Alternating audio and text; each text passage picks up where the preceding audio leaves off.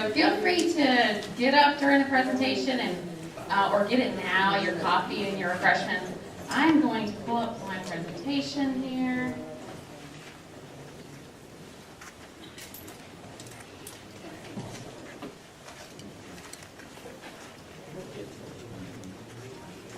Okay, so welcome again. I've met a few of you.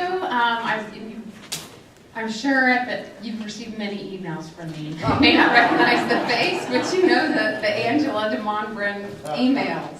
And I want to point out who I think the person that drove the furthest was our Upper Keys developing co-op, and that's Brenda Carr. It's just right there. Thank you, Brenda, for coming this far. Thank you so much. But we have people all across the state, so we're very excited. So hopefully I can make this work. This is our first inaugural Solar Congress, and so I want to take a few minutes to touch on where we've come, where we're going, and our story. Many of you have heard our story, but it's great, and so you get to hear it again for those new in the room. So I want to touch who we are, how we got started, some specific thank yous, and then last, what's to come. And then at the end, we're going to have a nice group picture, so don't leave, please.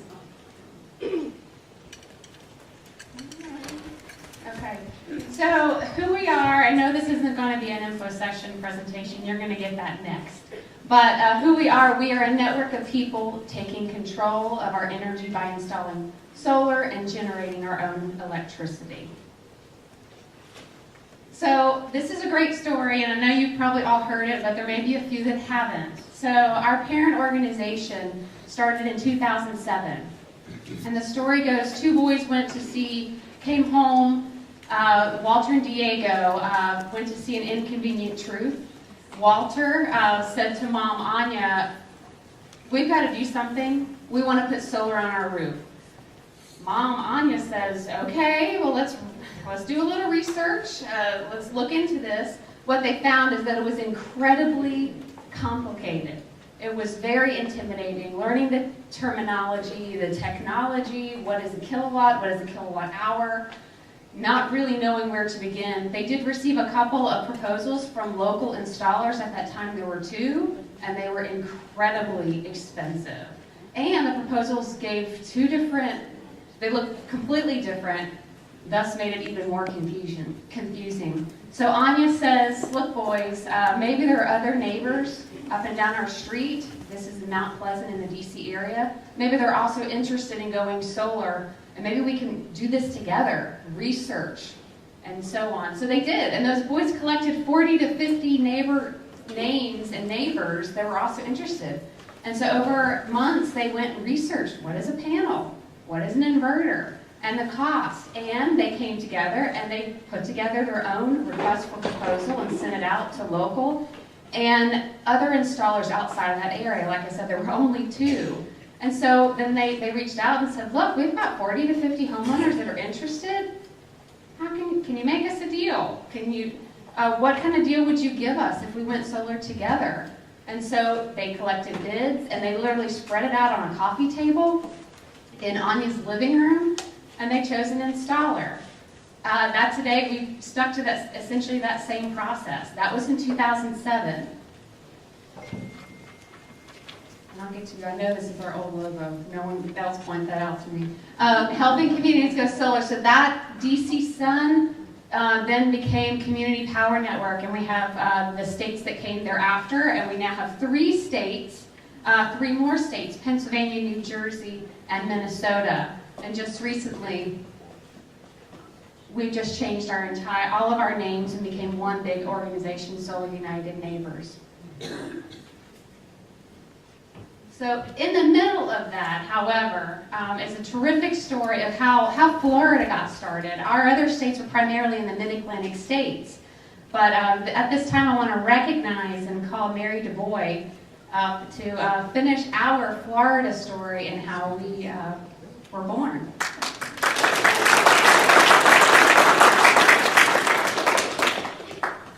I did not set out to become a solar advocate, but it's kind of worked out that way. I live in Winter Park and was driving home one day in December 2014. I'd been feeling a little grumpy because a month before, the Florida Public Service Commission had done away with solar incentive programs. And I thought, that's most unfair, most not good policy. We live in the Sunshine State. We should be forging ahead and trying to encourage solar. But what I heard on WMFE, the radio station, really grabbed my attention. It was a driveway moment. I heard Anya's story about how she had created an organization and a movement in DC, and had, as a result of the work she had been doing, had engaged lots of people to get involved with solar, and had become a solar-intensive city. I thought, we need to do that right here. So I drove home and went to church that Sunday, as I usually do, and ran into some friendly faces and said, hey, you heard about solar co-ops? Would you like to help? They didn't know anything about a solar co-op, but they said, yeah, we'll help you with that. And one of those people is here today, and that's Michael Cohen, and he'll be telling you about what that was like. But we set out to create a solar co-op in Florida. Well, immediately we knew we needed some help because we were not solar technical savvy. I called up Anya's organization and talked to a woman there named Emily. And Emily and I forged an agreement. We would work together to do a solar co-op. We called it the Orange County Winter Park Solar Co-op. We chose those boundaries because that's where we live. And we thought, let's start there. We held our first meeting at our church in May 2015. We had 50 people come. And our very first speaker is well known in Orange County, Chris Castro. He provided our local on-the-ground technical expertise. Thank you, Chris. We proceeded and began to collect names of people who said, I'll join your co-op. And in September, we held our first one and only night meeting where we selected an installer with the help of Emily, who attended by Skype. She was on a computer at the end of my dining room table and guided us through the process. We had 8 bids to consider. We were very excited. They provided a good range of price and equipment to choose from, but she guided us through that process. We were so excited about the way this was going, we said, let's start a second co-op. We hadn't even finished the first co-op, but we said, let's start a second one. We had a couple in our church who said, who lived in Winter Garden, who said, we'll facilitate that. And so Michael and I worked with them, and we created what became the West Orange Co-op. I know some people are here from that co-op. So this was all happening in 2015. We had, when we were done with that process, we had about over 100 people who had gone solar through the co-op, meaning getting solar on their panels, on their rooftops. But I think one lesson Michael and I both agreed, this was a working model. It was a good model, but he and I were not ready to become full-time, staff for this model. But we thought this is a great opportunity to turn to our partner and say, let's do a state program, because they were already working in Virginia, Maryland, and West Virginia. And they agreed to. So I'm going to hand this off to Michael. He can talk a little bit more about what it was like with that first year, and then I'll be introducing another very important person in this process. Just to clarify, Mary and I have done a lot of info sessions around the area. We are not married. My wife Cindy's over there and her husband Bob fully support us together. Some people have come up and said, your wife said, and I go, no. And the other thing is, in 2 years we've gone through 3 names here. We started out as the Central Florida Solar Advocates and then became Florida Sun, and now we're Solar United Neighbors of Florida. And I just want to give you some experience. I've been in marketing my whole life, and one night I was on a business trip up in Boston, and I went to bed in a Days Inn and woke up in a Holiday Inn. They had to rebrand some night, and it was like, I didn't drink that much last night. So we're looking forward to great things happening. Angela and her team are doing wonderful jobs helping us. We enjoy doing the info sessions and meeting people out in the community.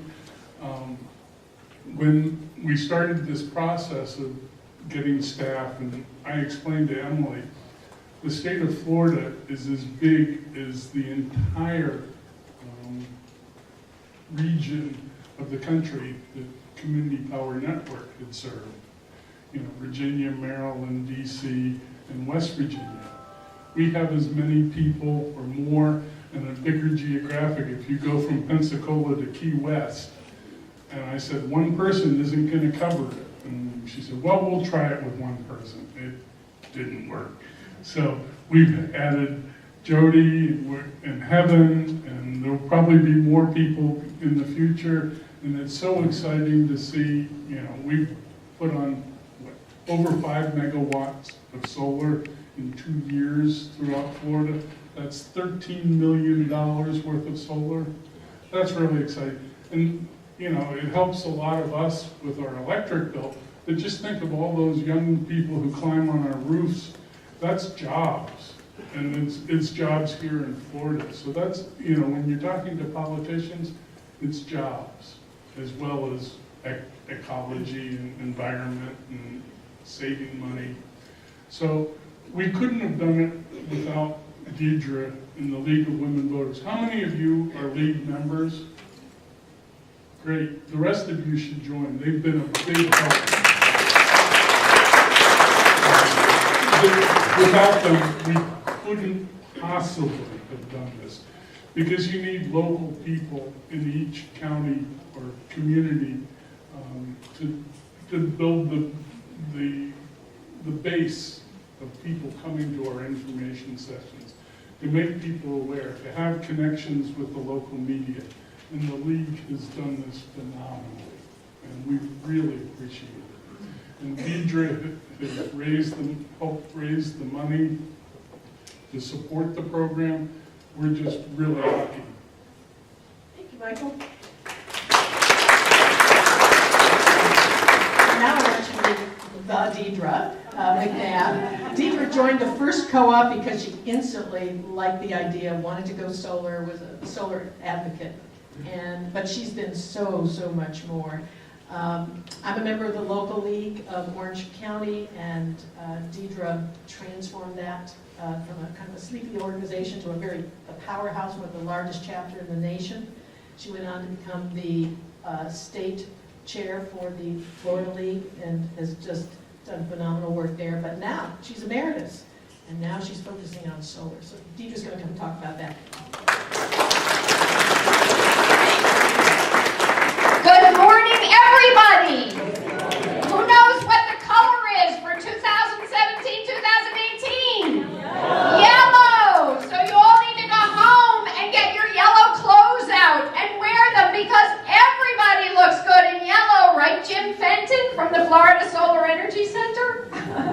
And he gets the award for the best tie.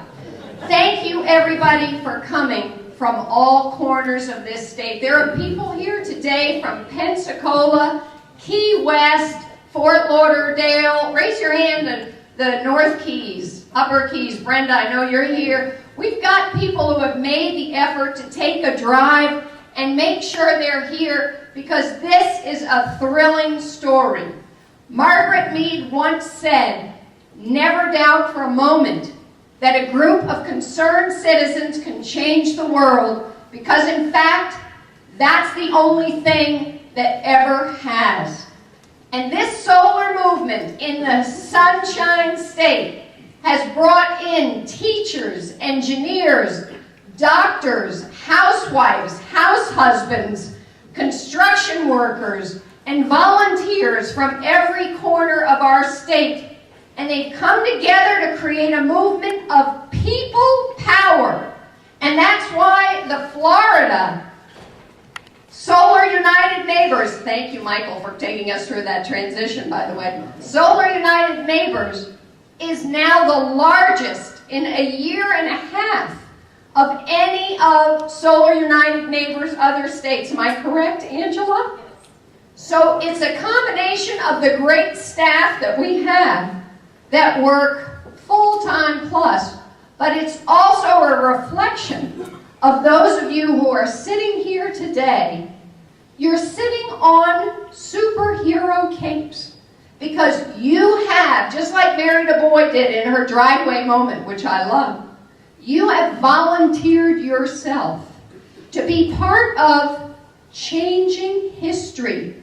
We are going from the horse and buggy to the automobile and now to solar power. And each of you are the ones who are making this happen in our state. And that is the single most powerful way to make change, is each of you talking to your friends, your neighbors, your family members, because they trust you. And you are leading the charge. And that is what is so exciting. In a time that many of us may not feel that we have the power, you have the power. You have the power to make this change. We are going to make Florida #1 in solar power. And the way we're going to do it is through everyday people, us. That's what's making this change. From Mary DuBois, who sat in her driveway and said, we need this in Florida, and I guess if it's going to happen, it's going to be me. Just like Michael, who raised his hand at the congregation meeting when she said, I need volunteers, he said, I'm in. I'm in. And Michael and Mary have been crisscrossing because Angela and Jody in heaven can't keep up with the demand. They've been crisscrossing the state to give information meetings all over our state. Fort Lauderdale, Highland County, Palm Beach, Hillsborough County, because the demand is huge. And we are all messengers of this exciting new technology that everybody's interested in, but a little bit afraid of because it's new. So it's exciting to have you here today. We have a number of solar heroes in the audience. I see Mayor Phil Stoddard over there from South Miami. He's one of the leaders in the country. We are the first, his city is the first city anywhere in America, other than California, right, to require solar panels on new construction, and that is because of Mayor Phil Stoddard. So, we have Susan Glickman. Susan Glickman was just featured in a beautiful full-page photograph standing in the water because she is one of our messiahs here in Florida on the environment. And Susan really is very critical to the David and Goliath success that we had when we fought the power companies. This was one of the most exciting campaigns I ever worked on. The utilities spent $26 million, as Al Gore said in Miami, to pull the wool over our eyes. And $26 million, it buys a lot of wool. But thanks to Susan Glickman and her organization, the League of Women Voters, the Sierra Club, the Audubon, the Tea Party, the Christian Coalition, the NAACP, we had groups from every part of our state that came together and said, solar is good for everybody. It helps us keep our utility bills down. It helps us keep our money in Florida instead of sending it overseas and to other states. This just makes sense, and the economics work today. And then we have Jim Fenton. Jim, stand up for a second with your wonderful tie. Jim is the director of the Florida Solar Energy Center with UCF, and he is tremendous. He does presentations all over the state, and he's been singing the praises of our great team here at FL Sun and the power of Solar United Neighbors. So thank you, Jim. We're glad to have you here, and we're looking forward. And a co-op member! So raise your hand if you've been involved in starting a co-op. Look at that! Isn't that exciting? Hillsborough, Sarasota, Miami-Dade, Alachua, Seminole, Orange. The list goes on and on. 21 cooperatives. I cannot believe what our team has done. Angela, who by the way is a former League of Women Voters president in Jacksonville, has done a great job. So I'm just going to sign off by saying this is thrilling to have you all here. Thank you for coming. You have a role to play in changing history. And for many of you, you've already started, but for some of you, it starts today. So thank you for joining us, and we're all looking forward to learning. Thank you, Angela. Join the lead! Thank you, Deirdre.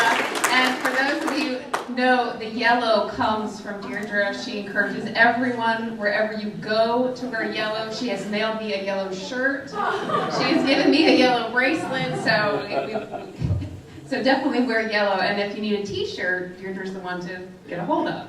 So at this time, I want to introduce our Miami coordinator, who has a few little gifts for our team. Hi, good morning, everybody. I'm Jody Finber. I'm the Miami-Dade Coordinator of Solar United Neighbors, and right now I would like to call up Mary, Deirdre, and Michael, as well as our program associate, Heaven Campbell. She's like, what? What did I do? We are presenting you because you are our sunshine. We have just little thank you gifts of sunflower seeds that you can continue to grow and spread the sunshine wherever you go. Thank you, Heaven. And I hope you all enjoy the day and learn lots and convince everybody that you know to join a solar co-op or put solar panels on their roof. As I said this week, if your roof is naked, dress them up with panels. They're fancy.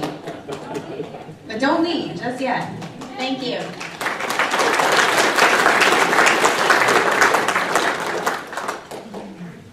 Okay, I will make this quick so we can get to our sessions. We have a few more things I want to highlight.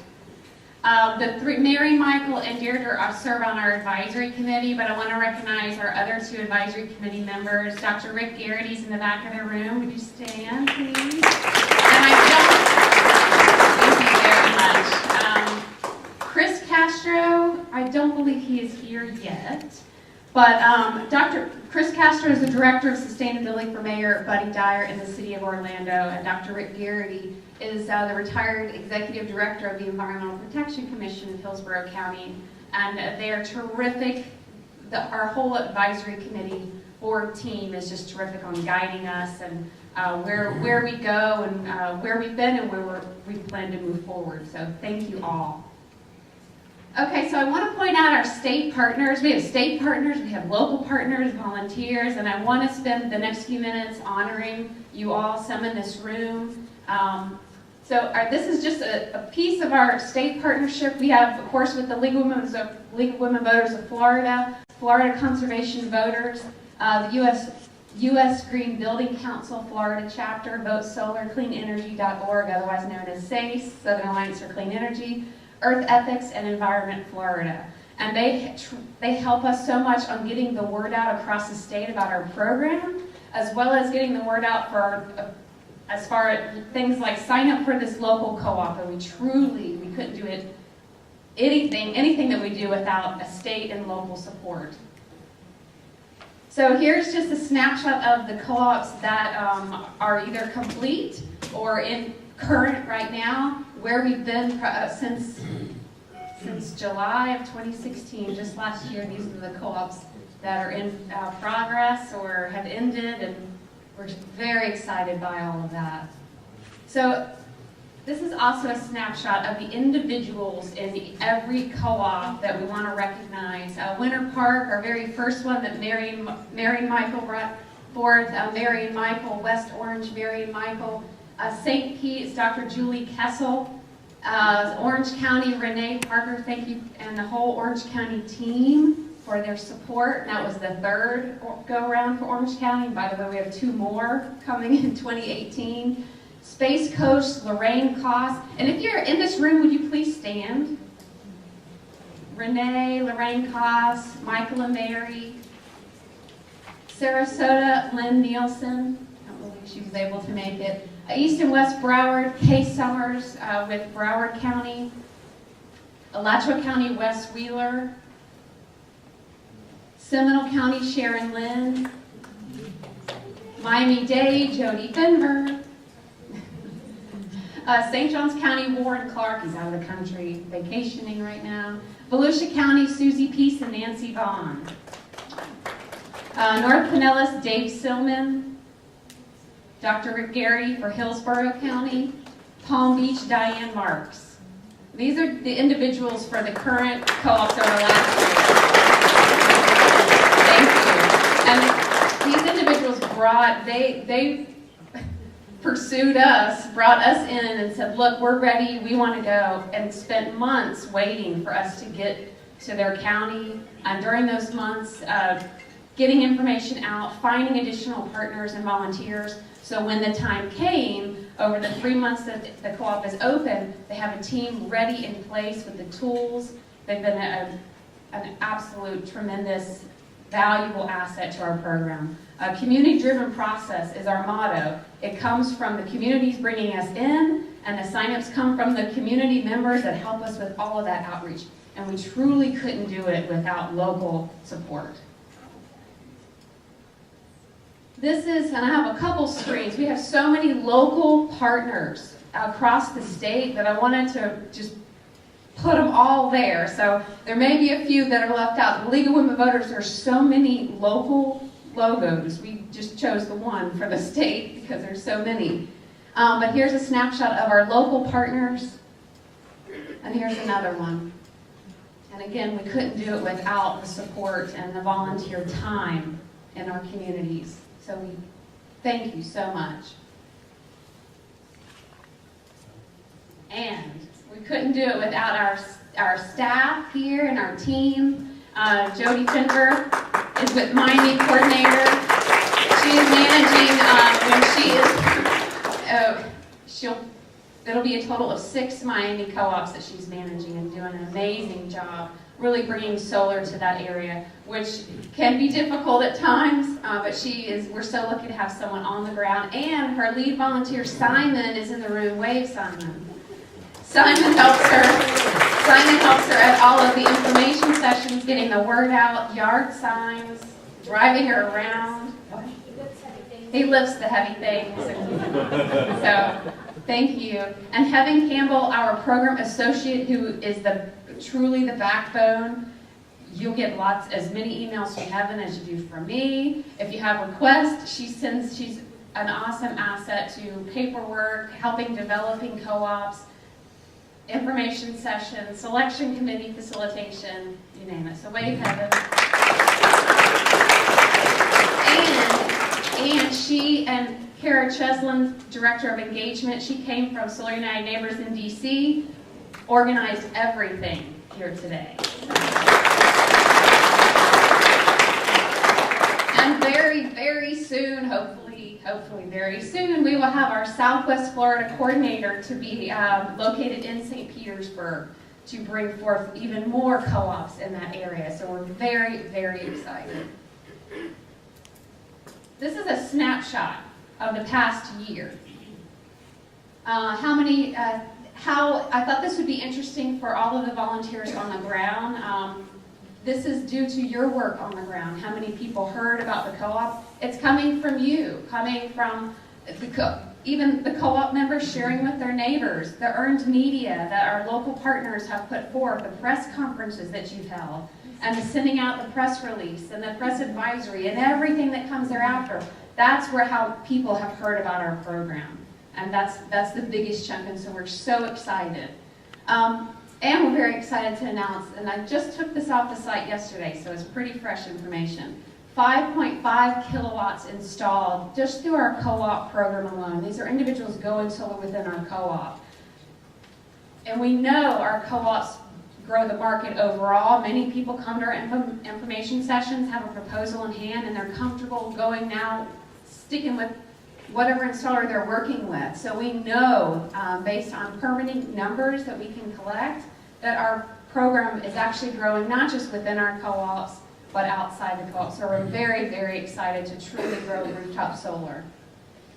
But that's just a snapshot of the existing co-op. So I would like to say our national organization, they're planning on doubling in size, and I'm planning on doubling these numbers next year when we have our second Congress. So I want to just take a few minutes, and I'm getting the, come on. What's next? These are the co-ops to come that we have in the pipeline. And I know there's even more. I know many of our areas are wanting to go round 2, 3. Orange County in particular is wanting to go round 4 and 5. So we're very excited. Tallahassee, Citrus County, St. Pete wants to have a minimum of 2 or 3. Miami-Dade, they're going to have their final 2 starting next year. Manatee County, Upper Keys, Collier, Orange County, Highlands County, Bay County, Okaloosa County, I think you said that, and many, many more. We get constant requests for, can you bring it to our area? So we definitely have a pipeline filled, and we're going to go well into 2018 and 2019. So I also want to, at this time, bring up Glenn. There he is. Glenn is our membership director with the Solar United Neighbors, and he's going to talk a little bit more about a new program that will be a new option beyond just going solar within a co-op. So, thanks. Hi everybody, thank you for that. Thank you for coming here today. You know, we, as far back as you heard the beginning story today, as far back as the beginning, I think we have always believed in the power of individual people. And I think you guys here today are such a great demonstration of that. So let's all give ourselves a quick hand. So impressive, everything you've accomplished here in Florida. And you know, we as Solar United Neighbors, we have always had such a bigger vision for where we're going to go. Co-ops have been amazingly successful, but we've always had our sights set on a bigger goal than that. And that's really to change the entire U.S. energy industry and rebuild it in a more modern, cleaner, more resilient system that has rooftop solar as a cornerstone of that system. And I think that's what we're all accomplishing here today. And so we're really excited that we're at the cusp of some big changes. You've heard about how we're expanding to new states. We're now in 9 states. We've got a new name, Solar United Neighbors. And we've also got a new membership program that we're building. And all of these things are steps in that direction of changing the U.S. power system and giving ourselves a stronger voice in the way that system changes. It starts with giving people more options to go solar. Our co-ops are incredibly successful. What's the biggest complaint you hear about a co-op? There's not one in my area, or it's not there in the time that I want. So our membership program is going to give people opportunities to go solar on their own, one-on-one, working with us, getting the same kind of advice you can get through a co-op, the same kind of help and the same kind of explanations. And when you combine co-ops plus the membership program, we hope to take more people solar. Secondly, we're going to extend the support we give people. So once you get solar on your roof, it doesn't stop then. The membership program helps you understand new technology as it comes out. What are the new options of new systems or new advancements? What about electric vehicles? What about storage? Membership can help people through all of those things. And then finally, and maybe most importantly, is, and I think we're learning this in Jacksonville right now, where the utility company is changing things about net metering. Utilities are not always going to be our friends as we build this new system, right? Maybe I understated that a little. Yeah. But if we together and operating together are a powerful constituency that they cannot ignore. And our membership program is about bringing us together, giving us the power together not only here in Florida, but across the country. So when issues like Jacksonville come up, we can pull out resources, come to Jacksonville, and get things back to where they need to be. And if it happened there today, it might happen somewhere else tomorrow. And if we're proactive about it, we can stop that and continue to make the U.S. power system be what we want it to be. So I think as you checked in today, everybody got a flyer on membership. Please take a look at it. You're some of our most important supporters that are here today. We thank you for coming. Please take a look. We'd love to have you as members, and together we'll make the system, the U.S. power system, be what we need it to be. So thank you for coming. All right, and I'm getting the line down. Hold on. All right, there's my thank you. Before I hand it over to Heaven, who has instructions, because we want to get a group shot, so don't run out.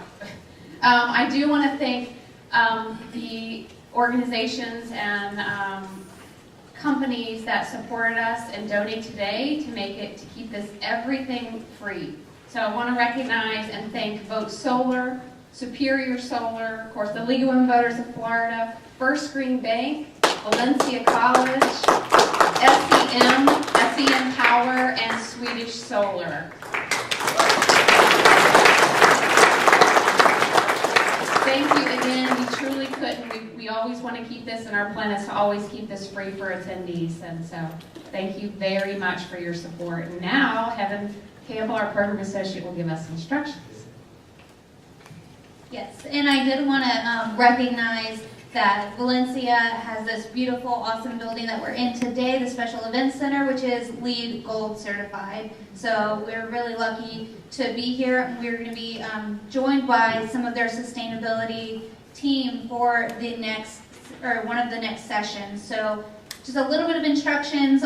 The sessions are the workshops in session 1, there are 2 in each session, are going to be taking place here in this main room, and then this room over here, which is room E through F, and you can see that on your agenda. So the Solar 101 session is going to be in E through F, and then Growing Solar in Your Community, which is a panel session, is going to be right here where you are. So I know everyone may want to go and take a health break, but let's all stick together and humor us. We're going to do something crazy. We are going to head right out for the lake behind you. And do not get into the lake. Everyone here is from Florida. You know what will happen. So we're going to head right out to these stairs. And we're going to take a group shot together. So we're going to get cozy and we're going to take a group picture. So everybody can make your way behind you.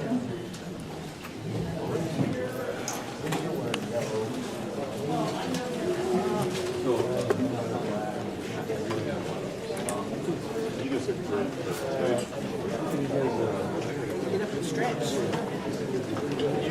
Then you go to our website, yeah. Solar Ordinance, and see a presentation online, but live. So Emily texted her. She says you go by Bill.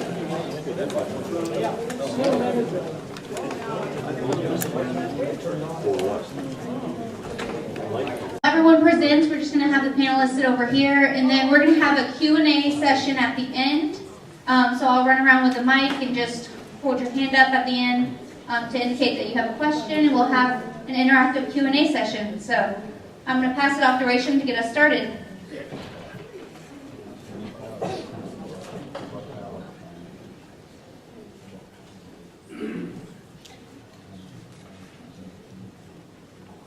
Hey everybody, welcome to Valencia College. I hope you're enjoying the space. My name is Resham Shirsat. I'm the Director of Education for Sustainability at Valencia. And when the organizers asked me to speak today, I said, are you sure? Because we don't have a lot to report on solar in particular, but they said that it would be a good way to start off and talk about organizational sustainability, how the large organizations such as Valencia, where we are 7 campuses across 2 counties with 60,000 students, how do we approach this bigger picture of sustainability and where does solar fit in? So I will say to Valencia's credit that we have done a lot with energy efficiency to start out. So that really is the first step. We've done a lot. We have a great building automation program where we have everything under one system. We build LEED buildings. All our new construction is either LEED or Green Globes buildings. And now that we've really reached that peak and we're leveling off on our energy efficiency efforts, now is the time we can start to look to solar. So I think that's something I just wanted to start out in saying, look at energy efficiency first, get very efficient as much as you can, and then move to solar.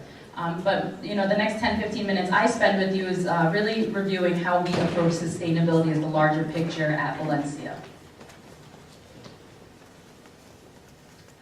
So to provide some history where we started, our college president, Dr. Schugert, signed the American College and Universities President's Climate Commitment in 2009. UCF has also signed this climate commitment, and what that does is basically say that your institution is going to measure your carbon footprint, you're going to put together a climate action plan, and you are going to move towards those strategies and goals over time, over several decades. So that's what we did in 2009. In 2010, our climate action plan, which you can find online, was developed and published. And then in 2011, we hired the first sustainability and energy efficiency professionals at the college.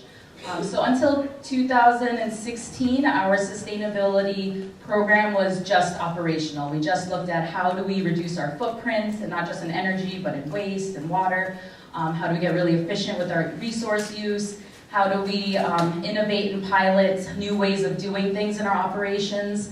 And how do we work with our vendors to have more sustainable practices, less harmful materials brought onto our campuses? Then, as I started working more with faculty and curriculum in 2016, last year, Education for Sustainability was announced as new work in academic affairs. We really wanted to get into the curriculum side. So now I focus on curriculum development, faculty engagement and development, student opportunities, and community partnerships. So I moved from being the Director of Sustainability in 2014, and now I'm the Director of Education for Sustainability at Valencia, and they will hire another person in operations to just handle sustainable operations. So that job description is coming out in the next few months, so if you know somebody or you yourself are an expert in sustainable operations, keep an eye out for that job opening. So this is how we really approach sustainability now at Valencia. We have the sustainable operations side, which I just discussed, and then we have the education for sustainability portion.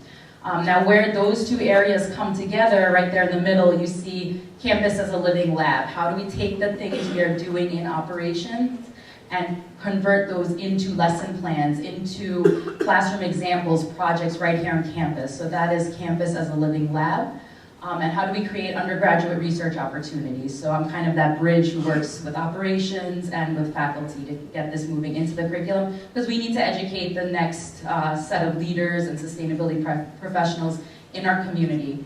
I know that Mayor Buddy Dyer is right in his thinking to attract talent from all over the country to work on sustainability issues. But through Valencia and UCF, we also have to be creating homegrown talent in sustainability. So this is campus as a living lab, like I just said, converting the operational efforts of the college into our curriculum. And the community can also be used as a living lab. So I work closely with Chris Castro and his Greenworks team, especially on their Smart Cities initiative that they are starting out with. We want to start an internship program with our computer science and IT and technology students to work on that Smart Cities initiative. So one of the conversations we'll be starting to have in 2018 is how do we even define sustainability as an institution? We all know sustainability is, growing the economy in a way that's socially equitable and environmentally viable, but we need a definition for our own institution. So a draft definition that we're bringing forward so far is healthy economic, social, and environmental systems that enhance quality of life for all community members, present and future. So we'll be bringing that along in 2018 to different groups at the college and to adopt a definition for sustainability. We really define sustainability as quality of life. What are the quality of life issues that we need to have a healthy and happy life? So that's where solar fits in, right? So we need clean renewable energy, we need clean water, clean food systems. All of those things are going to help us in Central Florida to have a good quality of life.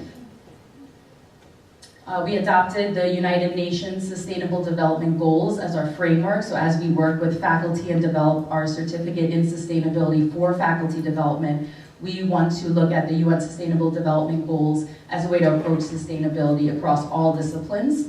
And what's really exciting is that the City of Orlando is also looking to adopt this as their framework as they approach sustainability. So I see a lot of alliances and alignment between government and Valencia in this work. And I'll mention, so we are here today with number 7, renewable energy. So that's where solar fits into this bigger picture of sustainability. And when we work with faculty and when the faculty work with our students, we want them thinking deeply about sustainability. When you think of sustainability, problems, challenges, and the solutions to those challenges, we have to think more deeply, right? They're not always simple challenges and solutions. We want our faculty and our students thinking of systems dynamics. So when you come up with a water solution, for example, you don't want to be creating a whole other energy problem, right? So how do your decisions as you approach these problems play with these different systems? How do they pull on each other? How do you think of equity when you think of sustainability challenges and solutions? So for example, using the example of solar and solar co-ops, where are the solar co-ops going? Are we making sure that they're also going in low-income communities where their energy bills are 3 to 4 times higher than most of ours in this room? So the equity of sustainability solutions in our communities is also important. Scale, so are these solutions scalable? What does the scale look like through time and space? Trade-offs, so there's no perfect solution in sustainability. There's always winners and losers, and what we try to do is create the least amount of harm in our decision-making and in our solutions. And finally, collaboration and participation. How do you bring all voices to the table? And how do you get people to participate and collaborate on those solutions? So that's how we work with our faculty to develop their curriculum. And why does Valencia care about sustainability? Well, a lot of reasons. It's not from the goodness of our hearts. I mean, it's great and we should care, but there are real reasons that we're approaching sustainability. First of all, businesses care about sustainability. It's taken a long time, but they're at the forefront of sustainability now. Companies want graduates who are knowledgeable about sustainable practices within their specific industries, because they are all facing those same challenges and need solutions. And if our graduates are knowledgeable about sustainability, it's going to be a competitive advantage for them when they graduate and go into the workforce. Also, Central Florida is a leader in sustainability, mostly through Chris Castro's work with the city. It's a perfect time, it's a perfect place to be looking at sustainability at Valencia. And finally, the top 3 job skills in the future workplace, which is 2020, it's not too much in the future, are these 3 that you see right here: complex problem solving, critical thinking, and creativity. And in my opinion, I'm sure everyone agrees here, sustainability is the perfect topic to get our students thinking about this and gaining those skills through sustainability lessons. These are just some examples of business, the sector in sustainability. You can see these 45 global companies came together last year. Big names like Walmart, Nike, Starbucks.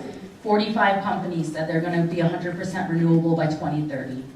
So that is going to take a lot of workforce, knowledge, talent, innovation for that to happen. Google said they're going to become a zero waste company, so they're looking at how do you have a circular economy, so they're working on waste and technology. You look at automotive companies saying they're not even going to create gasoline vehicles anymore because whole countries and big cities like London are going 100% electric vehicles. So we see this in the job market, and that's why we need to change our curriculum. And I'm not going to read these to you, but young people, students, they care about sustainability. They want to learn about sustainability. They want to go in careers that are related to sustainability. And if they don't want to go directly into a career about sustainability, they at least want to work for a company that is socially responsible. And finally, we're seeing more and more that things like climate change, things like hunger, inequity, access to basic needs. All of these things are barriers to education. Now, we were shut down for a whole week because of the hurricane, so you can't tell me that climate change is not impacting teaching and learning for higher ed and all schools. And also, we are also dealing with many students coming from Puerto Rico. They don't have transcripts because there's no electricity down there right now, so we are trying to take all the students, those climate refugees too. So we're finally starting to see how is this impacting teaching and learning. So I hope I gave you a nice broad overview of how we are looking at sustainability at Valencia. I think we have a unique model. Part of our impact plan, our new impact plan for the next 5 years, is community partnerships and how we are impacting the community. We work really hard to improve our education, and we actually won the award. We're the best two-year institution in the country, and now that we've done a lot with academics, now we're looking out to the community and how we can have better community partnerships and be an impact in our community. So my contact information is there if you'd like to partner and get in contact with me. Thank you for coming to Valencia today, and thank you for your time.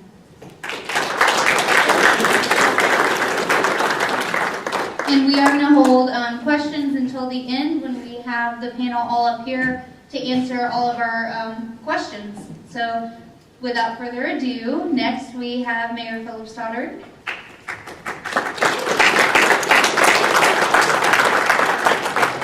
Who is also faculty at FIU as well.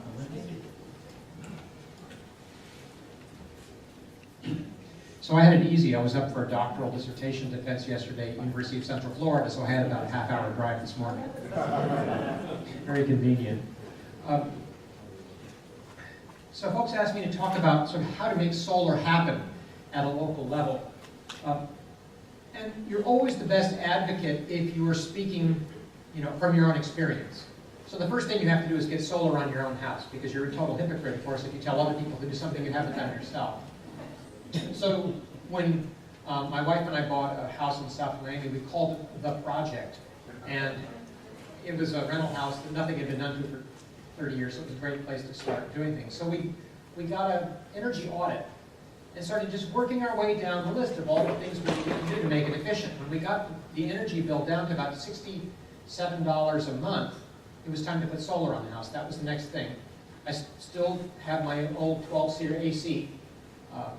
But that was great, because once the mayor gets solar on the house, now you've got a great platform for PR. So, folks come in to interview me in the media, I run them up on the step ladder, their photographer runs around on the roof and gets pictures of me, solar panel, and this is the thing. And then people begin to ask you questions. Oh, tell me about your system, tell me about your system.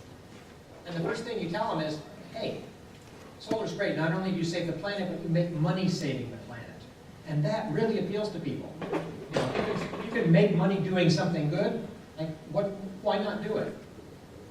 And we'll talk a little bit about that. But in general, there's no convert like a new convert. So that's the thing, is you've got to get your elected officials, get them getting solar, and then they will do a lot of work for you. Something that's useful to do is to get familiar with the economics of solar, and Jim Fenton's group is great on that. They've got some good spreadsheets that you can get your hands on that provide you with any information that you want. You want this louder? Got it. Good. So it turns out that everybody makes money on solar except the big utilities, and they're trying to figure out how to own the sun, at which point they'll be more interested in it. But it turns out that the builder makes some money on it. A house with solar on the roof makes a little more money for the builder. So they've got reason to do it, even though they don't know this yet. The realtors make money because houses with solar sell faster. And so selling a house faster is quicker turnover, more profit for the realtors. And then the homeowners make money on it. In fact, there's two different ways of looking at it. One way to look at it, the simplest way, is if I were to keep paying my electric bill, except pay it to myself on paying off my solar, how soon till I break even? And when I got solar, it was about 11 years, but with the increases in the utility rates, it's coming closer to 7 years. The other way to look at it, it's more complicated, it's the internal rate of return, and there, the Solar Energy Center can help you with the calculations. They got a spreadsheet, but it's, with the co-op prices today, it's about 12% rate of return. Now, if you're investing for retirement, or you're in retirement, you think about what kind of return can I get? Can you get 12% return on your money, inflation protected, tax-free? And the answer is no. There is no fixed income investment that will give you that anywhere on the planet. Even FPL doesn't get that. But you can get that. The only limitation is it only works for as much roof as you have and as much electricity bill as you have. That's the rate now with the current net metering agreement, which is under attack. That's the rate with a 30% return, a 30% tax credit. If you still keep the net metering, but you go without the tax credit, it's about 1%, which is you're still making money. Even without the tax credit, you'll make money. And we expect efficiency on these things to go up. Prices are probably, I don't expect pricing to come down significantly, but I think the efficiencies will go up. And so it's going to probably continue to get to be a better deal. But I think we've seen the biggest gains for the consumers at this point. But the big point is everybody profits from solar, except FPL. We in South Miami did municipal incentives. We streamlined the permitting process, and I tried it out myself, pulled my own permits, and then we waived permitting fees. So when the people complain, say, "Oh, you should be giving incentives," we give incentives. Take them, please. Next thing is to start a co-op. Deirdre McNabb came down to Miami-Dade County and said, "Is there anybody here willing to help us start a co-op?" I stuck out my hand, and I did so knowing that I had a lot of money in my back pocket, because I also sit on the board of the Green Corridor PACE district, and we charge a very small amount on every PACE financing deal we do, and those little small amounts have added up to a large amount. And so I said, absolutely, I know how to do it. And I told them, you're going to hire Jody Finver as your coordinator. And they said, no, we're going to do a search and we're going to hire the best person. I said, I know that, but you're going to hire Jody Finver as your coordinator. And they said, no, we're going to do our search. I said, okay, whatever you say. And a few weeks later, I heard back, we found this amazing woman named Jody Finver. We're going to hire her. I said, what a surprise. Jody is absolutely amazing. If you don't know Jody, she's a force of nature. Just absolutely fabulous. But she's just doing a great job. And so we're funding her again. We're funding the co-ops again for the coming season. Next thing was the Solar Ordinance. And this is sort of a fun story. So a few years ago, you may remember San Francisco required solar on new construction. So a young woman in greater Miami, Delaney Reynolds, she was, I think, 15 or so, wrote to a bunch of mayors and said, "Dear mayors, this is what San Francisco did. Why don't you do this too?" And I knew Delaney and thought she was terrific. So I wrote her back and I said, "Sure, Delaney, I'll do it, but you've got to help me write it." And Delaney said, "Dr. Stoddard, I don't know anything about writing laws." I said, "Oh, you're going to learn." So her dad brought her over to my house one morning, and she thought this would take an hour. 6 hours later, I sent her home, and we'd spent the day extracting all the relevant code from San Francisco and just putting it into an outline. Another Saturday, we organized the outline, and then my staff and I put it together over the next year. And we brought it up for a review. My city manager said, "Mayor, with all respect, you should do this after your election, because you're going to develop some enemies in the process." And I said, "I'm going forward with this. I mean, who knows, I could get run over by a truck. There's no time like the present." And in fact, we were opposed. We had the Builders Association, the South Florida Builders Association, we had the Latin Builders Association, Florida Power and Light, they all came out against us. They hired lobbyists to fight us, they hired PR firms to fight us, they hired this young black fellow in South Miami, nice kid I know, but his job was to go into the African American community and tell them that they were all going to have unaffordable housing if this passed. And so I had my whole African American community up in arms at the commission meeting, saying, if you're not listening to us, you're trying to raise our cost of living. I said, no, it's going to lower your cost of living. You're just not. They did robocalls throughout the city saying that it was going to make housing unaffordable, and with all kinds of misinformation. If you try to repair your house, you're going to have to put solar on it. No, it was just a big misinformation campaign. That's what they did. I don't really understand why the builders don't like being told to do anything, like even change a screw. This is how we do things, don't make us do it differently. Now, once I've got builders looking at it carefully, they go, whoa, this is a no-brainer. But you got to get them over the hump. And so the whole thing, the opposition was saying, well, don't make us do something, give us incentives, but don't make us do anything. And I said, I've been giving you incentives, and I haven't been making you do anything, and you haven't done a darn thing. And the time for doing nothing has passed. Now you've got to do something. And and members of the league came out, people with solar came out, people who wanted solar came out. The support from the residents was very positive, with the exception of the African American community, which had been misled. And the commission, fortunately, looked at the information that was provided. I got a lot of information from the solar energy group here in Central Florida. And that was all in the recitals, lots of information. And people who looked at the information carefully realized this was a good thing. And it was passed 4-1. A local online real estate magazine did a survey, and they said, should more municipalities require solar on new residential construction? And when they had several thousand responses, the answer was yes by 73%. So it turns out this is a very popular thing, even among people who read online real estate magazines, which is, I think, a good sign. So the day after it passed, the price of solar stocks in China went up 10%. Now you got to realize how big South Miami is. It's about the size of this campus.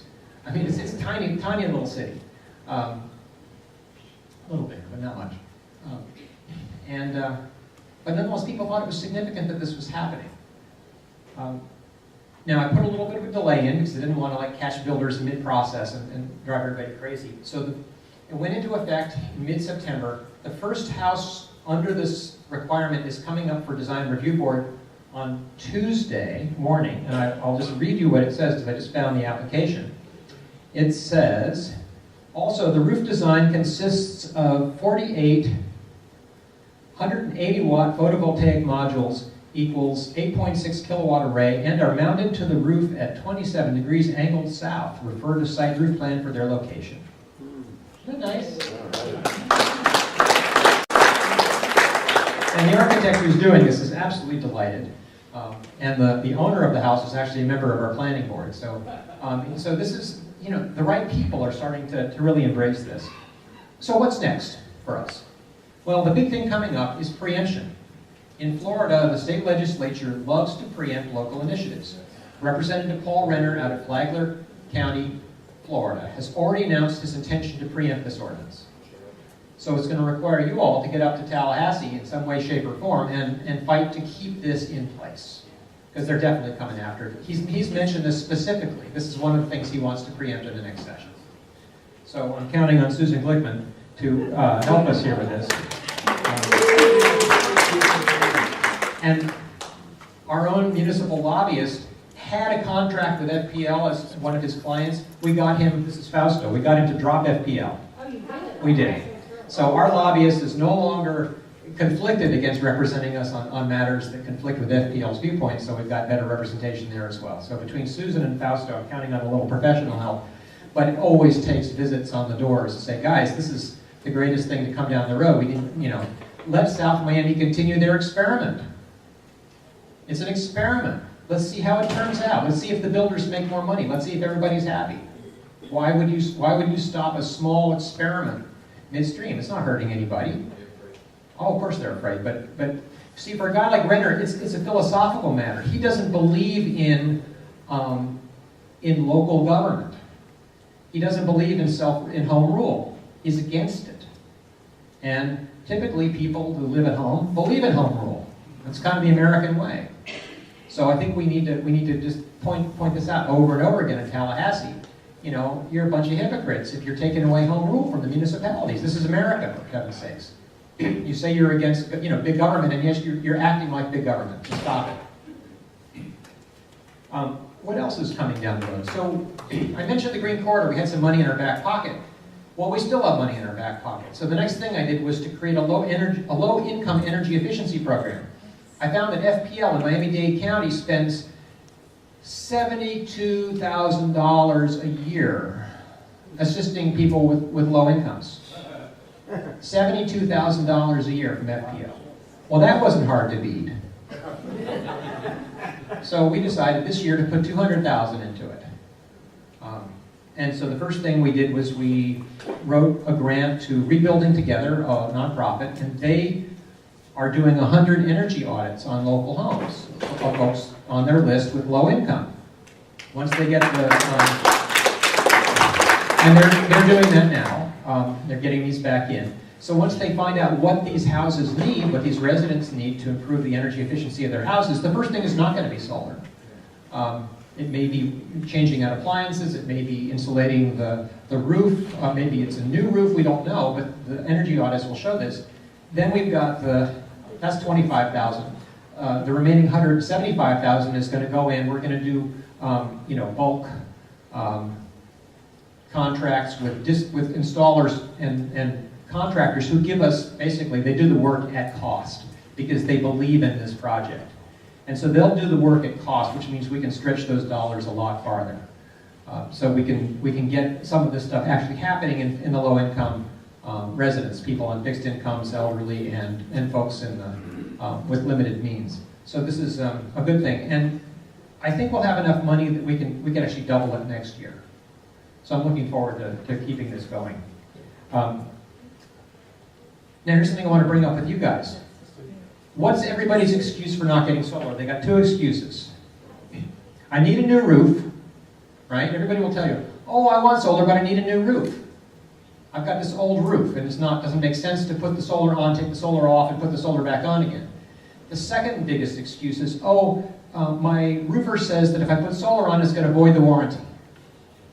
So we're hearing that. How do we overcome this? Ready?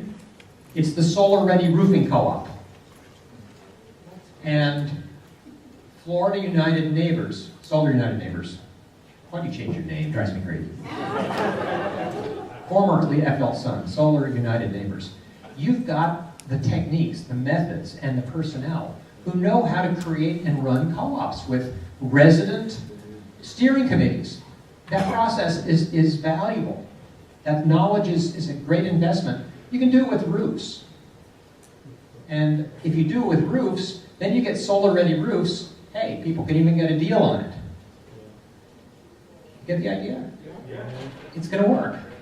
You just have to double the workload on your coordinators. But that's what they're there for.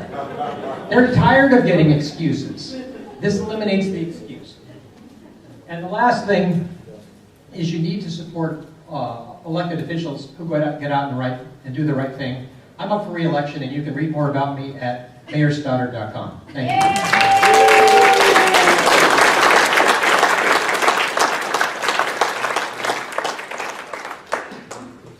Thank you. And I just wanted to touch on someone that he mentioned, Delaney Reynolds. Definitely remember her name. She's doing big things here in Florida. She is from Miami, and then also the Keys, lives part-time in the Keys. And she was going to be here today, but she is, I believe, 17 now? 18, and a USF, University of South Florida student, and is actually out, UM?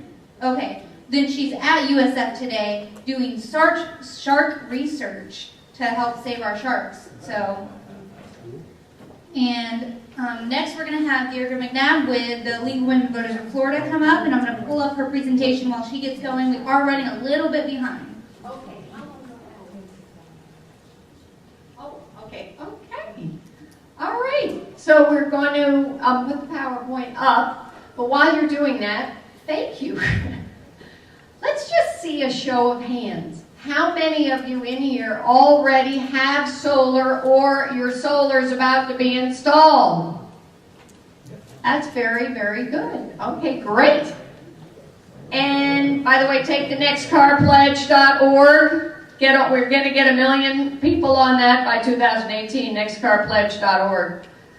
My next question is, how many of you, and I see a lot of faces here I know are already working on cooperatives, would possibly be interested, just possibly be interested in helping get a co-op started in your neighborhood? Huh? Hands up? That's thrilling. That is thrilling. Michael and Mary, are you paying attention? Okay. All right, so I'm going to speak very briefly because I think I get that very desirable spot of being the last one before lunch. Okay, so I'm going to speak very quickly. But I want to, in a very few words, explain how you might get started. And if you need to adjust your superhero cape that you're sitting on, feel free.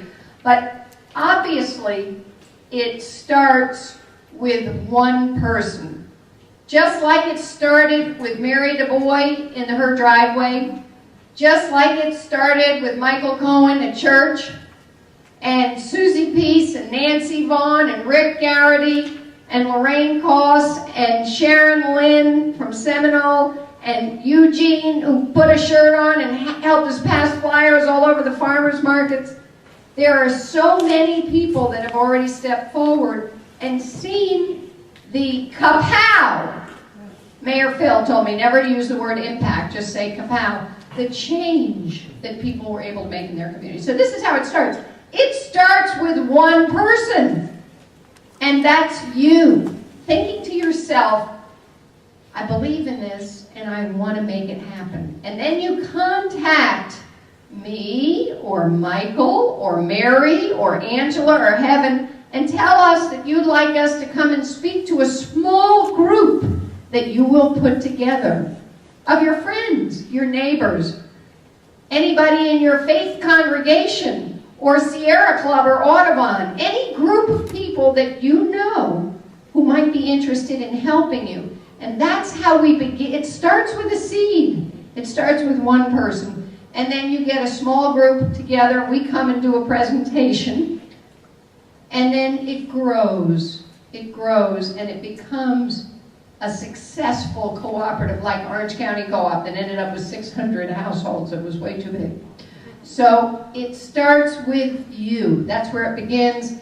And I'm not really going to go through the PowerPoint, but I don't think we can proceed without Thomas Edison. How many of you knew that he used to live in Florida? Incredible! And was this man a visionary? He said he'd put his money on the sun. I hope we don't have to wait until coal and gas and oil run out. So we want people to understand, this is very important, whether you can put solar on your roof or not. Many people live in condos, have shade, whatever. Solar helps everyone. Because the single biggest reason that the power companies are raising your power bills is when they build new power plants. And if we put more solar on, they don't need power plants. Susan Glickman is always telling me, even with population growth, we don't need any new power plants in Florida. Because people are doing energy conservation thanks to Mayor Phil's programs. They're adding LED light bulbs. By the way, who hasn't changed their light bulbs to LED? Of course not in this group. That's number one. But those kinds of things make a big difference. So solar helps everybody. Florida has the capability to be number one. We're in the top 3 with our high air conditioning bills and our great sunshine. It keeps solar, it keeps jobs in the state. We pay 40% more than the average American household, not because our energy is more expensive, and I love the way Jim Fenton's always checking everything I say, but because we use more for air conditioning. So there's Jim Fenton, who you're going to hear in a minute. He says this is the single best investment that you can help your neighbors make. Solar energy with a 14% return. Those are Jim Fenton's words. He's crunched the numbers, and he's joined the co-op.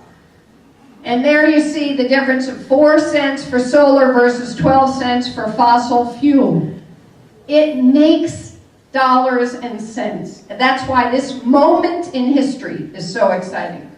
So most people don't know what the laws are here, and your job is to go into Rotary clubs. Your mission, if you choose to accept it, is to be an ambassador and to go into Rotary groups and Kiwanis and chambers of commerce and book clubs and all the things that Americans like to join, PTAs, those things that are the bedrock of our society. America's joiners. We speak to groups and we tell them about the laws in Florida and why it makes economic sense, the laws that anybody can put solar on their roof, net metering, about the 30% tax credit that people can still get. This is a moment in time.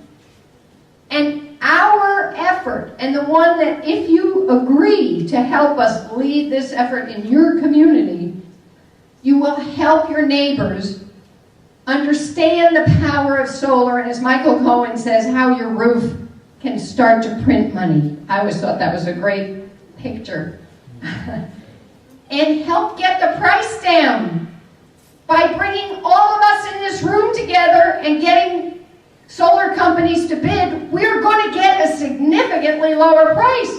And that's what Angela and Heaven and Jody do. They do all the work behind that. They help the neighbors themselves pick the best installer. So you've seen the charts about the incredible success, but we are one of the biggest states in America, and if we're going to be #1 in solar, we need you to start a co-op in your community.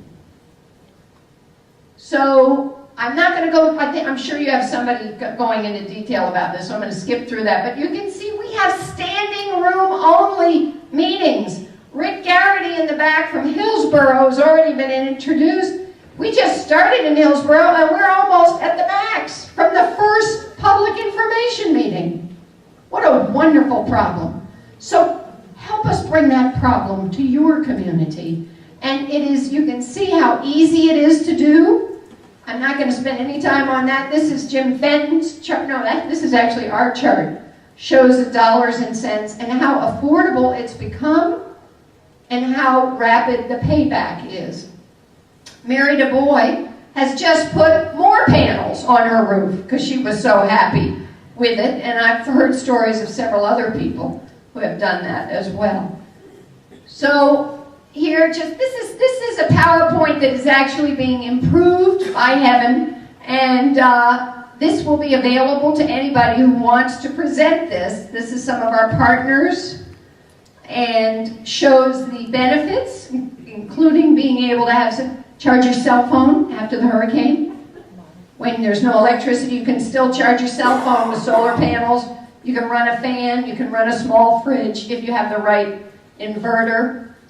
And we are bringing the new generation of energy, clean energy, to Floridians.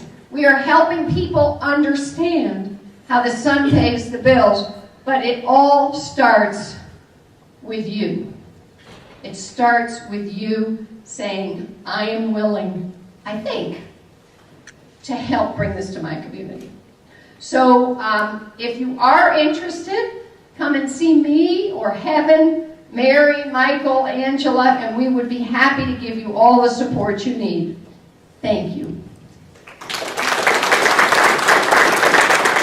Awesome, thank you.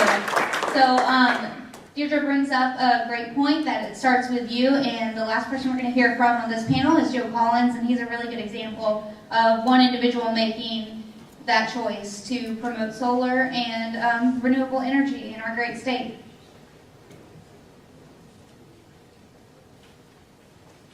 Good morning. So how many golfers do we have in here? A couple of golfers? Okay. So my involvement in solar began with problems in my golf game. Now I had a lot of problems in my golf game. I had a putting problem, I can't drive. But this one was particular to solar and to energy. So for those of you who don't know, golf has 18 holes in about 4 hours. The match lasts about 4 hours. So I like to use apps that will show distance to the hole. Right? My ball's here, how far do I have to hit it to get it to the hole, and what club do I need to use to do that. Now these apps use a lot of juice. So I'd get to about the 12th hole, and my cell phone would run out of battery. So I said, well, there's got to be a way to keep my cell phone going to help my golf game. And so I started to look at solar chargers, little chargers you could put on the top of a golf cart or attached to your bag. And I tested a couple, and I found a couple, and I used them. And I said, well, you know what, I could start a little business doing this. So I invested in a whole bunch of solar chargers, and I started to sell them. I said, all right, well, this is kind of interesting. My background is actually in education. I'm a high school history. I was a high school history teacher and administrator, and now I run an adult education center. So I started this little part-time solar business, and then I began to sell panels and inverters and controllers. And then I started to work with solar installation companies. I did a little work with a development company doing community solar. And so by doing that, I learned a lot about solar. And I'm not getting rich doing it, but I do enjoy it. And it's a little bit more than a hobby, but less than a sort of a full-time endeavor. And what I wanted to talk to you today a little bit about is how to promote that here in Florida, what I think we can do to promote it.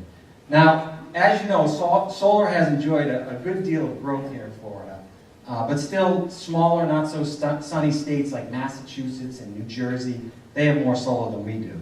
And according to the 2016 statistics from the U.S. Energy Information Administration, Florida was second to Texas in electricity generation and third in electricity consumption, behind Texas and California. So we generate and consume a lot of electricity here. But renewables only account for about 2%.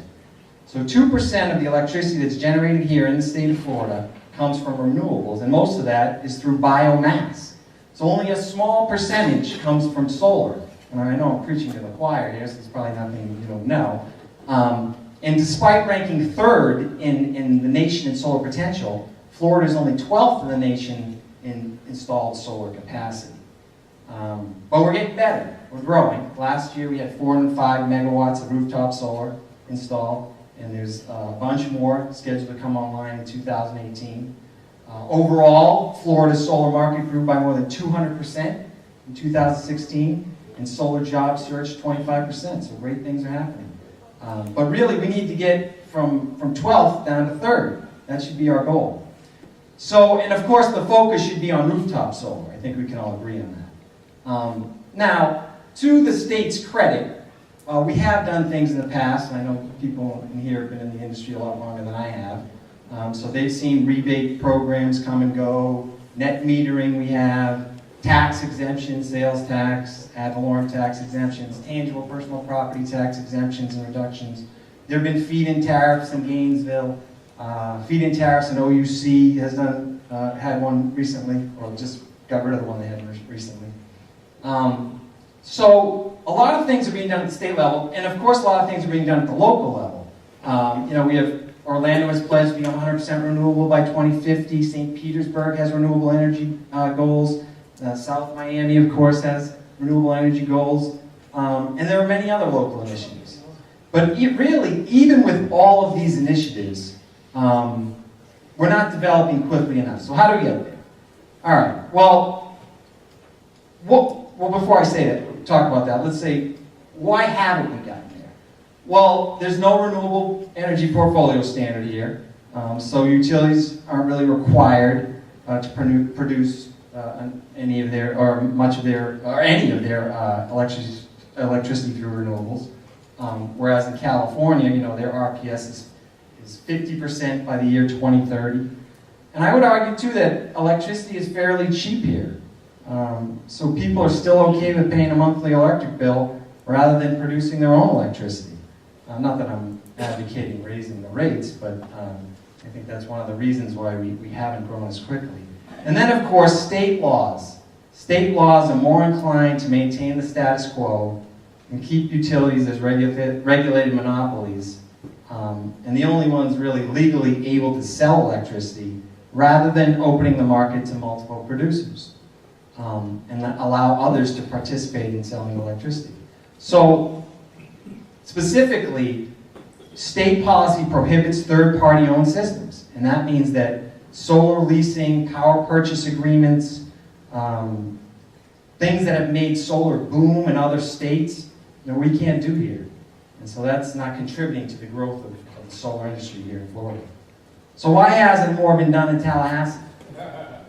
Well, some would say, probably rightfully so, that it's due to the powerful grip that IOUs have, utilities, investor-owned utilities, and their ability to influence legislators in order to maintain the status quo. Some would say the governor's office hasn't been much of an advocate in promoting solar. Some would say mandates like an RPS or a non-starter with the state legislature. So that's why there's no renewable energy portfolio standard here. Well, what can we do? Well, I'd suggest that in order to create a more robust solar energy program in industry here, the way to do that, and a lot is being done at the local level, I recognize that, but the way to do that is to reach out to state legislators and begin the slow, painful process of changing laws. And I'd say this is a particularly optimal time to do that. And with recent outages caused by Hurricane Irma still fresh in people's minds, I think the idea of gaining power over your power resonates with people. And I think legislators need to be reminded of this. Another way to get the attention of the state legislature, I think, is to tie this to the water debate. Fresh water is a precious commodity here in Florida, and power plants use a heck of a lot of water to produce electricity. But rooftop solar doesn't use much at all, except in the manufacturing of the panels, really. So this would be a way to sort of reach out and talk to legislators. And so how do you do that? How do you get out there and talk to legislators? I know we have political folks in the audience.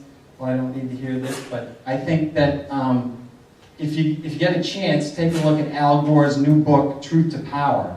And there's a section in there about how to be an involved citizen that I'd encourage you to take a look at.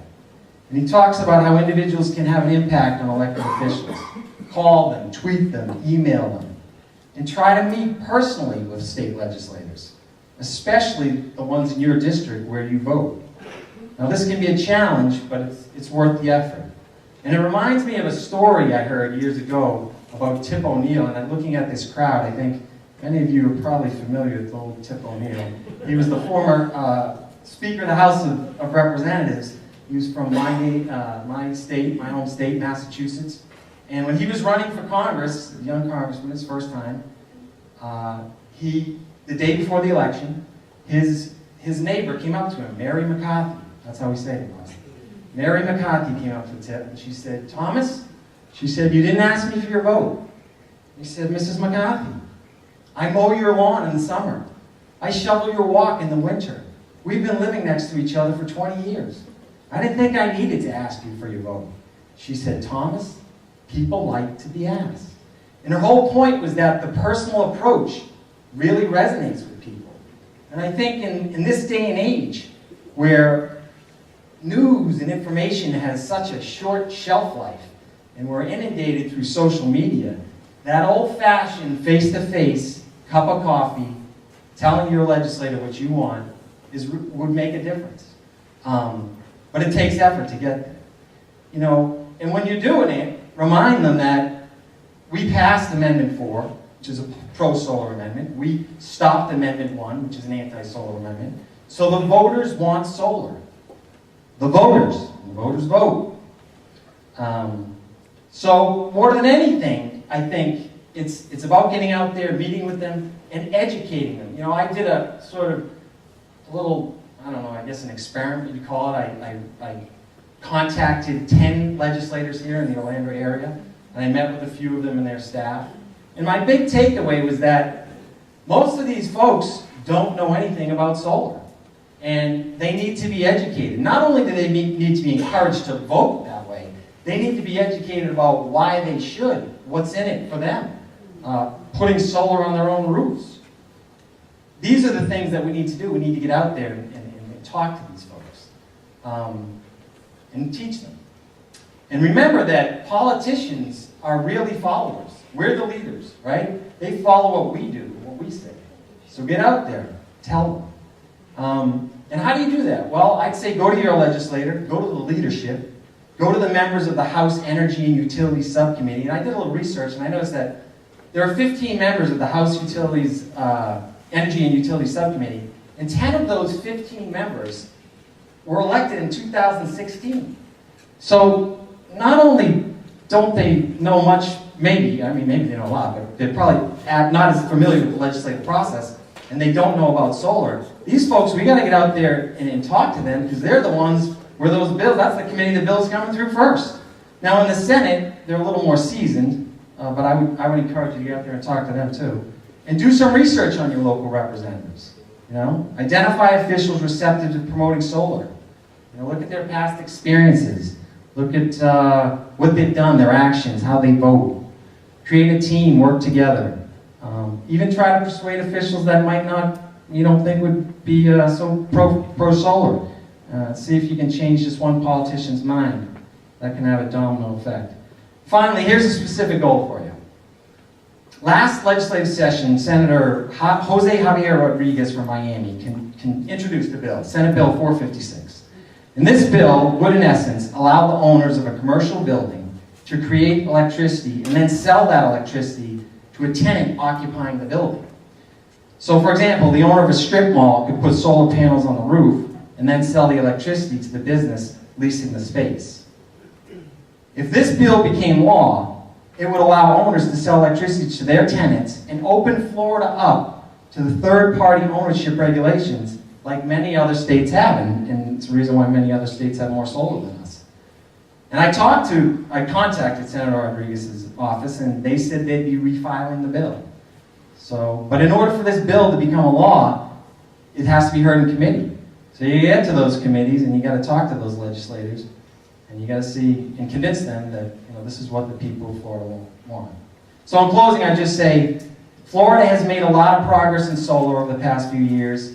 Will continue to grow, even without state-level support. It's a big snowball, as you know. It's rolling downhill, and it's getting bigger and bigger. But really, in order to create more substantial growth in the near future, I would encourage you to educate and motivate your state legislator. And to paraphrase Franklin Roosevelt, let us never forget that government is ourselves and not an alien power over us. The ultimate rulers of democracy are not government officials, but the voters. Thank you.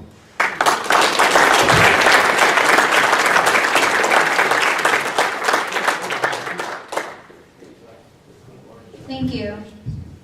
So we're going to open it up to Q&A now, and I know that both sessions are actually running a little bit behind, but the food isn't going anywhere, so if you'd like to just sneak out and grab some, that's fine too.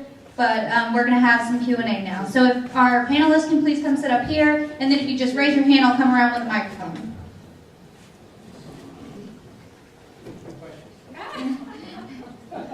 Here, first question. Is there a Solar Installers Association in Florida? And how well organized and militant is that in terms of getting up to Tallahassee and sticking the legislators in the eye with the fact that the solar industry is providing more jobs? Yeah. It's the Florida Solar Energy Industries Association nationally. There's the Solar Energy Industries Association, but Flacia has been working tirelessly. Okay, that name tag's not working. And I don't know, Jim Fenton may want to speak to it. Up until this point, a lot of the solar installers have been making a living doing pool heaters and the occasional. We've, increased permits recently, so it's probably not as robust, but people do belong to that. They do come up to Tallahassee. And I would add to meet with your folks in their districts. Coming up to Tallahassee is difficult because they've got committee meetings and they may give you like 3 minutes and you meet with a staff person. If you meet with them in the district, you make it an hour-long meeting or something. So it would be my suggestion. But Florida Solar Energy Industries Association, they hire a lobbyist, Richard Pinsky, and I know we work closely with them. They need to get more active, is my thought. I didn't see them in South Miami when we had our ordinance up. They've never reached out to me. Yeah, so they, with all the preemption that's coming down on us, with all these changes in the rules, these guys need to be front and center. We all need to know their names. Well, it's all volunteer. here, unfortunately. They don't have a staff person, so it. They need to start charging And we more money, need to yeah. encourage the solar Gotta get serious. installers to join them. Well, yeah, I mean, this is hugely important, because, I mean, the other industries all have their lobbyists, and so we gotta get more lobbyists on the good guys' side. Yeah, I just want to add one thing to that, which is to say that Heaven and Angela and our staff at Solar United Neighbors, they've worked really closely with Felicia. I do agree completely with what you're saying, and I'm shocked that they weren't down there in Miami helping you. But they are all owners of solar installers, and they need to be a much more outspoken group. There's no question about that. I do want to mention, to your point, and I thought the speaker earlier that you just mentioned about go see your elected official, your House rep and your senator, your county commission. This has been a remarkable success in that we have Republicans and Democrats working together on this. And actually, Senator Jeff Brandes from the North Pinellas area, who's a Republican, was extremely important in getting the good Amendment 4 passed, which helps businesses in particular get some more tax exemptions, and in fighting Amendment 1, which was the Utilities Amendment. So this is not a partisan issue, but they do need to hear, think of each of you in the audience today, you are a solar voter, and this is a new lobby, and they need to hear from you about how you as a Main Street Floridian care about solar to help you reduce your energy bill, and that you want them to represent you and not the utilities up there in Tallahassee. So this is a very important message, and you will have a lot more time with them in their home area, and I know Evan wants to say something. I was going to say that Felicia just published a great article about what's going on in Jacksonville. So if you're not familiar with what's going on in Jacksonville, definitely look it up. There's a pretty large attack on net metering, and someone has a microphone over here who was the first to raise his hand, so we're going to let him speak his question. Yeah, hi, I'm Dave Finnegan. I'm from nearby Osceola County, and I wonder if there are any other orphans in the room who are from counties that don't yet have a solar co-op. For instance, if there's anybody else from Osceola, come see me, but I bet there are other orphans in the room. So is there any other person in the room who's in a county that does not have a solar co-op? Yeah, and maybe you could say what county you're from, and other people from your county could join you. What county are you from? Lake County. Lake. Lake County. Okay, Lake. Okay, Polk. Okay, so why don't we, at some point, get together with people from our county. Anybody from Osceola County, find me during lunch, and anybody from Lake, find them, and Polk, find them, and so forth, so that we can get together and form a team at the local level. Okay? Okay, and then we had another question over here. Yes, I wanted to know if anybody here is from the Florida Municipal Power Association, which the municipal power agencies are really looking for solutions and solar would be a perfect solution for them, at least from my point of view. And I wonder if anybody has approached that side. There's 56 municipal power companies in the state of Florida, and I would like some help to reach out to them if anybody has any secrets or ideas of how to approach them. Okay, I'm going to run this back to our panelists. So while she's coming, we've had a number of inquiries from different organizations around the state, including, interestingly, North Carolina University, that is interested in working with municipalities as well as municipal utilities to bring in capital to build more solar. So just talk to me later, and I'm happy to share any information with you. Yeah, and I would encourage you too to reach out to community solar programs, because municipal electric utilities are particularly, I think, would be particularly favorable to a community solar option, and a lot of people who can't put solar on their rooftops would be advocates of this community solar, and that's a way that you could work with them to promote solar. I have a question.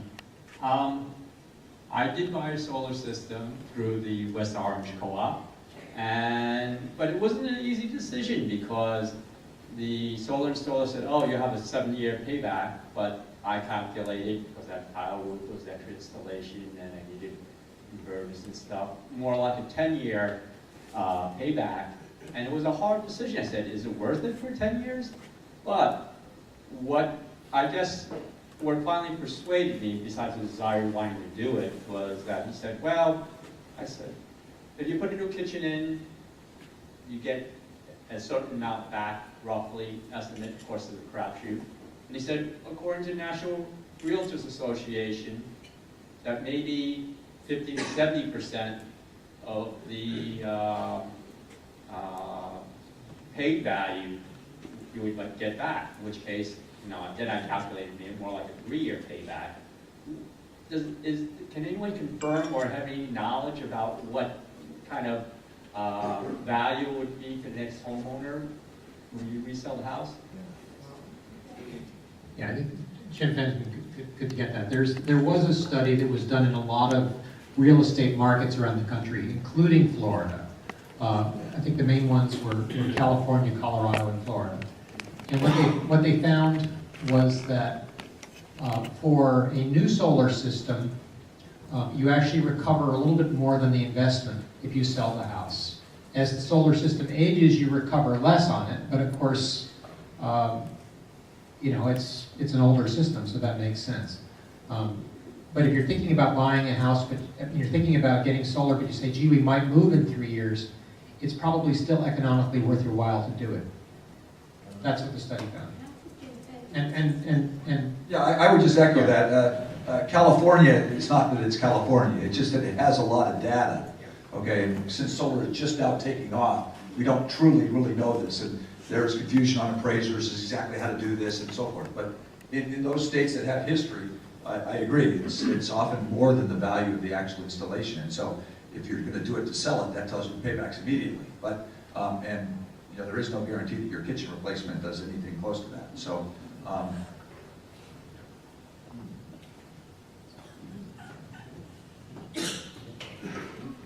Oh, and if you look up our solar ordinance, it actually, in the recitals, there's a link to that study online, so you can check it out. In terms of trying to get more municipalities to implement policies like you did, is there any sort of roadmap that exists for citizens to go to their city council or mayors and say, hey, this is how it was done, this is how we can do it here? I mean, I would suggest anybody who wants to do this, call me and sit down and have a discussion. And what I would actually suggest is that we try to forestall the preemption for a year so that then people can come back to me and say, well, Mayor Stoddard, how did it work out for you? Because I think this is going to be easier to sell after a year or so when I can say, we've had no decline in the number of applications for new home construction. The people who got the solar are happy, it's working well for us. And I think being able to say that and get me into a meeting so to actually talk about our track record with it is going to be very powerful. St. Pete brought it up, they did it prematurely, they didn't have all their ducks in a row, and they tucked their tails between their legs and ran scurrying under their chairs. So that was, that was sort of embarrassing for them to sort of stick their necks out and then run away from it, looking rather silly. So the other thing you have to do, of course, is you have to line up your support. Don't go out there by yourself, because the opponents are going to line up their support. I mean, they're well paid to do so. So you've got to have your ducks, your own ducks in a row, a lot of ducks. So I think those would be the big things. But I would actually, may seem odd, I would actually suggest waiting for a year, so that you can get my track record, as another tool in the armament. And I also wanted to add to that, what Rachel was talking about earlier, it's not just municipalities, it's organizational as well. I attended UNF in undergrad and UF for grad school, and both the departments I was in did not recycle. And I helped implement recycling programs, which is shameful in this day and age that, and I was in an IFAS cooperative extension department at UF, which has, an obligation to sustainability. And I had to implement a recycling program in 2013. So it also goes back to what she was saying, organizational sustainability. There are steps everywhere we look. There are steps that can be made. So it doesn't always have to be, large-scale whole city. You can start with things like your local community college, your workplace. Does your workplace recycle? Are they changing light bulbs? So just overall sustainability. I just wanted to add, is there anybody in here from the Sierra Club? Anybody, look at that. So the Sierra Club has a great campaign, and it's called Ready for 100. And the League of Women Voters of Florida has joined on to that and is working with them and Audubon and several other groups to go to cities, which several have gone, Ready for 100. And it is, St. Pete has gone Ready for 100, Miami-Dade, Sarasota, Orlando, I know there are many others, but that's something you can do now. Why is that important? Because you get the county or the city to set a goal. This is where we want to get to. And then as citizen activists, we can come back to them and say, okay, how are you going to get there? And Solar United Neighbors is, of course, a very important part of that, but so is Mayor Stoddard's initiative with the roof, the nextcarpledge.org, and many other community solar, but it is really important to get your city or your county to set the goal and take the pledge that we want to be part of the 21st century. We do live on a sandbar here in Florida, right? And I'm going to add just a couple more things. One, in terms of getting this solar sort of policies through, people say they hate mandates. But look, we mandate hurricane protections in Florida now. That was a big deal when it was first proposed. Oh my God, we won't be able to afford houses. Nobody would buy a house that's not up to the wind coast now and doesn't have some of the new improvements. We require trees and shrubs in suburbs. There's tree codes. You have to plant trees. We require it. I've never had lobbyists coming before the city saying you shouldn't force us to plant trees. No one's ever complained about that. So what's the issue with solar? Now you're going to have to tell me what that's about. It's new. It's new.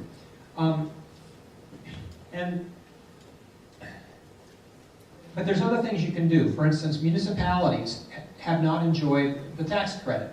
So local government hasn't been able to harvest that 30% tax credit that the residential folks have. However, as of this year, the prices are now down low enough that it's actually revenue positive even for the municipalities paying the rates that they do.